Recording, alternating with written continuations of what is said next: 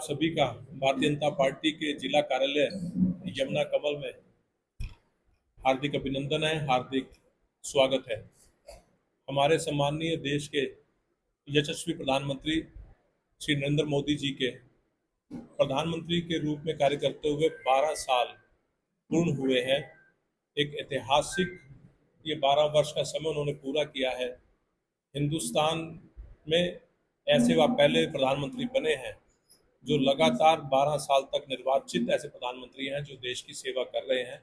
तो उनके 12 साल के शासनकाल के जो 12 साल है जन विश्वास के विकास के, इस दौरान जो हमने विकास कार्य किए, जितनी हमारी उपलब्धियां हैं उस पर चर्चा करने के लिए हमारे बीच में हमारे सम्माननीय विधायक घनश्याम दास जी, पूर्व मंत्री चौधरी कंवरपाल जी और पार्टी के सभी वरिष्ठ जन हमारे बीच में हैं।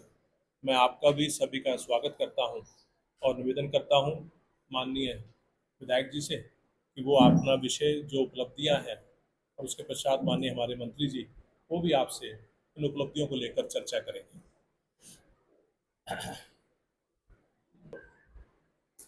जैसा कि माननीय अध्यक्ष जी ने आपको जानकारी दी कि निर्वाचित प्रधानमंत्री के रूप में मोदी जी ने 12 वर्ष का अपना कार्यकाल पूरा किया है। मई 2014 में जब वो पहली बार प्रधानमंत्री पद के रूप में उन्होंने शपथ ली, उससे पहले देश का वातावरण कैसा था, भ्रष्टाचार कितना था, किस प्रकार लोगों में निराशा थी और किस प्रकार भारतवर्ष की साख दिन प्रतिदिन भ्रष्टाचार के कारण कम हो रही थी, तो मोदी जी ने प्रधानमंत्री का दायित्व जब संभाला तो उन्होंने कहा कि ये केवल सत्ता परिवर्तन नहीं है, ये व्यवस्था परिवर्तन है और हमने जनता के साथ जो वायदे किए हैं व्यवस्था परिवर्तन के, उसको हम धरातल पर उतारेंगे। और 12 साल के इस कार्यकाल में निश्चित रूप से उन्होंने सबका साथ, सबका विकास, सबका विश्वास, सबका प्रयास जो बात कही थी उन्होंने धरातल पर उतारने का काम किया। और वो अपने हर उद्बोधन में ये 140 करोड़ जनता जो है देश की, उसकी शुभकामनाएं हैं, उसका आशीर्वाद है। उनके आशीर्वाद के कारण, शुभ कामनाओं के कारण मैं जितना भी काम कर पा रहा हूं वो संभव है। और हम जानते हैं कि आयुष्मान कार्ड की योजना जो बनी उसमें 5 लाख तक के इलाज की सुविधा जो प्रधानमंत्री श्रीमान नरेंद्र भाई मोदी जी ने आयुष्मान कार्ड के द्वारा दी, वो लगभग 39 करोड़ 9 लाख लोगों का आयुष्मान कार्ड बन चुका है और वो इस सेवा का लाभ उठा रहे हैं। और जब दो अपने पूरे कार्यकाल हुए तो उन्होंने कहा कि हम प्रत्येक ऐसा देश का नागरिक जिसकी आयु 70 वर्ष की है उसको भी कार्ड देंगे और 1 करोड़ से अधिक ऐसे कार्ड वितरित किए जा चुके हैं कि 70 प्लस का व्यक्ति किसी भी आय वर्ग का हो, कहीं भी रहता हो, उस सेवा का वो लाभ उठा सकता है। इसी तरह स्वच्छता के विषय में स्वच्छ भारत अभियान चलाने का उन्होंने निर्णय किया। स्वच्छता और स्वच्छता और स्वस्थता एक दूसरे के पूरक हैं। जहां स्वच्छता होगी वहीं स्वस्थ व्यक्ति निवास कर सकता है। 12 करोड़ 11 लाख व्यक्तिगत घरेलू शौचालय बनवाए ताकि महिलाओं को असुविधा ना हो। घर से बाहर जाने के लिए वो दिन निकलने से पहले और दिन छिपने के बाद ही जा पाती थी और कई बार वो ठीक समय पर अपनी स्वच्छता नहीं कर पाती थी तो उनका शारीरिक स्वास्थ्य भी उससे प्रभावित होता था। जल जीवन मिशन, जल है तो कल है, जल ही जीवन है।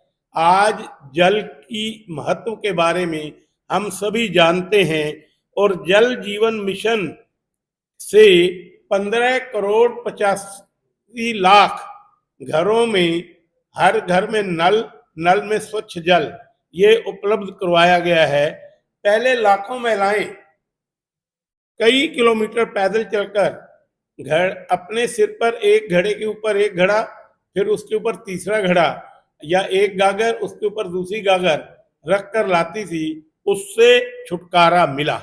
और पीएम उज्ज्वला योजना के तहत हमने गरीबी रेखा से नीचे रहने वाले 10,57,00,000 लोगों को उज्ज्वला गैस का कनेक्शन निःशुल्क बिना किसी कीमत के दिया। घर की रसोई से धुआं दूर हो और उस धुएं के कारण पर्यावरण भी प्रदूषित होता है, वो भी प्रदूषण ना हो। एक बहुत बड़ा काम, बहुत बड़ा उपकार गरीबों के ऊपर, जो गरीबी रेखा से नीचे रहने वाले लोग थे, उनको दिया। One nation one ration card, हमने ये अवधारणा जो थी उसको धरातल पर उतारने का काम किया।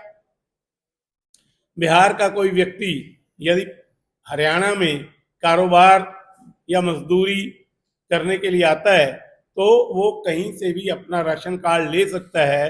वहीं जाकर बिहार में उसको जो अलॉटेड राशन डिपो है उससे ही राशन मिले, इस व्यवस्था को परिवर्तन करते हुए one nation one ration card ये हमने उपलब्ध करवाया। इसके साथ ही हमने लखपति दीदी, कितनी लखपति दीदी बनाई? अनेकों, 1 करोड़ से अधिक लखपति दीदी बनाई हमने। और ड्रोन दीदी के माध्यम से हमने महिलाओं को सशक्त करने का काम किया।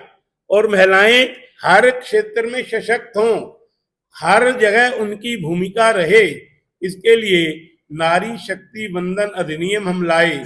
33% आरक्षण महिलाओं को विधानसभा और लोकसभा में मिले, ऐसी चिंता मोदी जी ने की। और हरियाणा में तो हमने इन 12 वर्षों में पंचायत के क्षेत्र में 50% का आरक्षण महिलाओं को दिया। अर्थात भारतीय जनता पार्टी का नेतृत्व, भारतीय जनता पार्टी की सरकार जो कहती है वो करती है, कथनी और करनी में कोई अंतर नहीं है।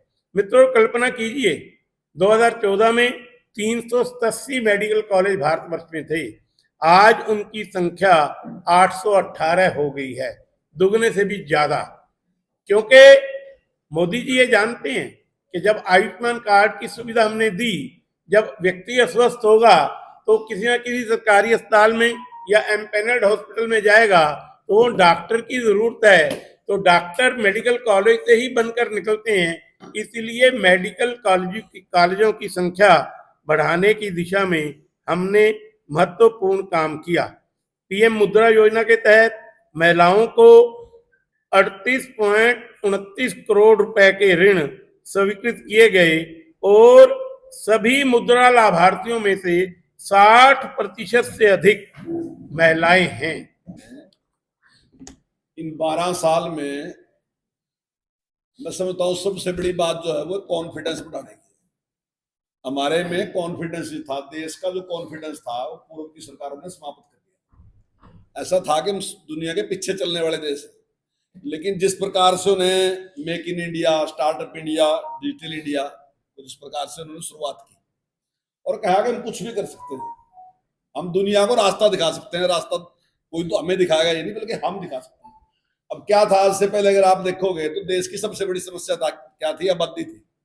अगर आपको याद हो, श्रीमती इंदिरा गांधी जब बोलती थी तो ये कहती थी कि महंगाई को कैसे कंट्रोल करें, क्योंकि देश की आबादी बहुत ज्यादा बड़ी थी। और उसके बाद भी जितने लोग आए सबने यही बात कही, लेकिन प्रधानमंत्री जी ने उसको बिल्कुल बदल दिया। उसने कहा कि हमारा देश दुनिया का सबसे युवा देश है, हम ज्यादा बड़ा परिवर्तन कर सकते हैं, ज्यादा बड़ा दुनिया को दिखा सकते हैं।